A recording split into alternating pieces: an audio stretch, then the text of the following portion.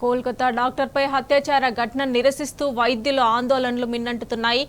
IMA పిలుపుతో దేశవ్యాప్త సమ్మె అమల్లోకి వచ్చింది. 24 గంటల బంద్తో భారత్ అంతటా వైద్య సేవలు నిలిచిపోయాయి.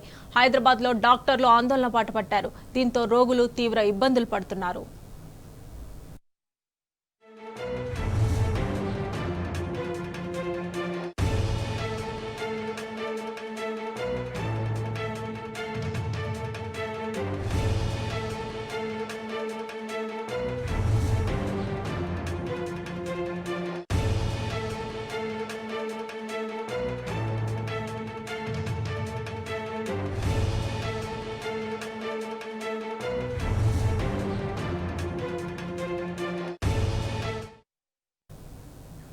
ఇదే అంశానికి సంబంధించి మరిన్ని డీటెయిల్స్ మా ప్రతినిధి వంశీ లైవ్ లో అందజేస్తారు. వంశీ,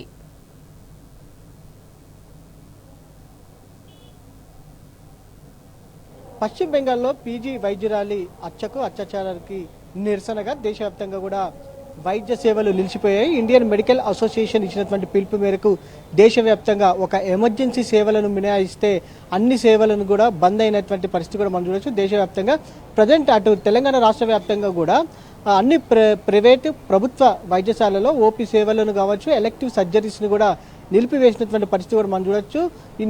ఏదైతే నిన్నటి వరకు కూడా కేవలం ప్రభుత్వ ఆసుపత్రుల్లోనే ఓపీ సేవలు, ఎలెక్టివ్ సర్జరీస్ 4 రోజుల ముందు నుంచి కూడా నిలిపివేసినా కూడా ప్రజెంట్ ఏదైతే ఈ రోజు ఉదయం నుంచి రేపు ఉదయం వరకు ప్రైవేట్ ఆసుపత్రుల్లో కూడా ఓపీ సేవలు బంద్ కానున్నాయి. దీంతో ప్రజలు తీవ్రమైనటువంటి ఇబ్బందులు పడుతున్నటువంటి పరిస్థితి కూడా మనకు కనపడుతుంది. ప్రజెంట్ మనము ఏదైతే పంజగుట్ట నిమ్స్ ఆసుపత్రి వద్ద ఉన్నాం. నిమ్స్ ఆసుపత్రి వద్ద కూడా చూడొచ్చు, నిత్యం వందలాది సంఖ్యలో రోగులు నిమ్స్ ఆసుపత్రికి వస్తూ ఉంటారు. నిమ్స్ ఆసుపత్రి వద్ద ఏదైతే ఓపీ బ్లాక్ ఉందో ఓపీ బ్లాక్ వద్ద ఉన్నాం. ఈరోజు ఉదయం నుంచి కూడా వందలాది సంఖ్యలో రోగులు నిమ్స్ ఆసుపత్రికి వచ్చి ఓపీ సేవలు నిలిచిపోయే తెలుసుకొని వెళ్ళిపోయినటువంటి పరిస్థితి మనం చూస్తూ ఉన్నాము. నిమ్స్ ఓపీ బ్లాక్ కూడా తాళాలు వేసినటువంటి పరిస్థితి కూడా మనం చూస్తూ ఉన్నాము.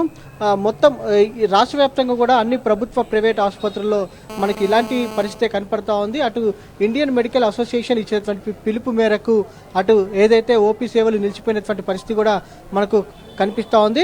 ఈరోజు ఉదయం నుంచి కూడా అటు నిమ్స్ కావచ్చు, ఏదైతే ప్రధానంగా నిమ్స్ ఆసుపత్రి, ఉస్మానియా, గాంధీ, ఏదైతే నీలుఫర్ ఆసుపత్రి, ఈ ఆసుపత్రులు రిఫరల్ ఆసుపత్రులుగా ఉన్నటువంటి పరిస్థితి కూడా మనం చూస్తూ ఉన్నాము. అటు కేవలం తెలంగాణ నుంచే కాకుండా వివిధ రాష్ట్రాల నుంచి కూడా ఈ పెద్ద ఆసుపత్రులకు పెద్ద ఎత్తున రోగులు వస్తూ ఉంటారు. వారు ఇక్కడ ట్రీట్మెంట్ తీసుకుంటూ ఉంటారు. ప్రధానంగా ఈ ఓపీ సెక్షన్ నిమ్స్ ఆసుపత్రిలో రోజువారీగా ఓపీ 1500 నుంచి 2000 వరకు ఓపీ నమోదవుతుందంటే రోగులు ఏ సంఖ్యలో వస్తారనేది కూడా మనం ప్రధానంగా అర్థం చేసుకోవచ్చు.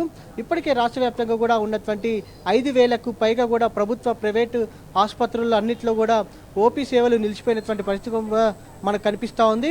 ఓవరాల్గా అటు ఏదైతే 11:30 గంటల ప్రాంతంలో ఇందిరా పార్క్ వద్ద ఇండియన్ మెడికల్ అసోసియేషన్ కావచ్చు, ఇతర వైద్య సంఘాలతోటి పెద్ద ఎత్తున ధర్నా కార్యక్రమాన్ని చేపట్టారు. ధర్నా కార్యక్రమంలో భారీ ర్యాలీ, దాదాపుగా 5000 మందితోటి భారీ ర్యాలీ నిర్వహించనున్నారు. ఇప్పటికే వేలాది సంఖ్యలో కూడా ఇందిరా పార్క్ వద్దకు వైద్యులు చేరుకుంటున్నటువంటి పరిస్థితి కూడా మనకు కనిపిస్తూ ఉంది. ఓవరాల్గా ఏదైతే మనం చూస్తూ ఉన్నాము, వచ్చినటువంటి రోగులను ఇక్కడ ఉన్నటువంటి సెక్యూరిటీ తిప్పి పంపిస్తున్నటువంటి పరిస్థితి కూడా మనం చూస్తూ ఉన్నాం. ప్రధానంగా ఈరోజు ఓపీ సేవలు బంద్ కావడం, రేపు ఆదివారం, తర్వాత ఎల్లుండి రాఖీ పౌర్ణమి కావడంతో కూడా 3 రోజుల పాటు కూడా వైద్య సేవలు నిలిచిపోనున్నటువంటి పరిస్థితి కూడా మనకు కనపడుతూ ఉంది. ప్రధానంగా రోగులు మాత్రం పెద్ద ఎత్తున ఇబ్బందులకు గురవుతున్నటువంటి పరిస్థితి కూడా మనకు కనిపిస్తూ ఉంది. మొత్తం మీద అటు దేశవ్యాప్తంగా కూడా వైద్యుల ఆందోళన కార్యక్రమం అనేది ఉధృతం చేసినటువంటి పరిస్థితి కూడా మనం చూస్తూ ఉన్నాం. ప్రధానంగా సెంట్రల్ ప్రొటెక్షన్ యాక్ట్ అనేది తీసుకురావాలని కూడా కేంద్ర ప్రభుత్వాన్ని డిమాండ్ చేస్తూ ఉన్నారు. దాంతోపాటుగా ఏదైతే పశ్చిమ బెంగాల్లో మహిళలకు జరిగినటువంటి ఏదైతే న్యాయం జరగాలి, ఎవరైతే నిందితులు ఉంటారో వారిని కఠినంగా శిక్షించాలి అనేది కూడా వారు డిమాండ్ చేసినటువంటి పరిస్థితి కూడా మనకు కనిపిస్తూ ఉంది. వేలాది సంఖ్యలో రోగులు మాత్రం అటు నిమ్స్ ఆసుపత్రికి వస్తూ ఉన్నారు. మనం మొత్తం మీద చూడొచ్చు, అటు రాష్ట్ర వ్యాప్తంగానే కాదు దేశవ్యాప్తంగా కూడా వైద్య సేవలు నిలిచిపోయినటువంటి నేపథ్యంలో రోగులు మాత్రం తీవ్ర ఇబ్బందులు పడుతున్నారు.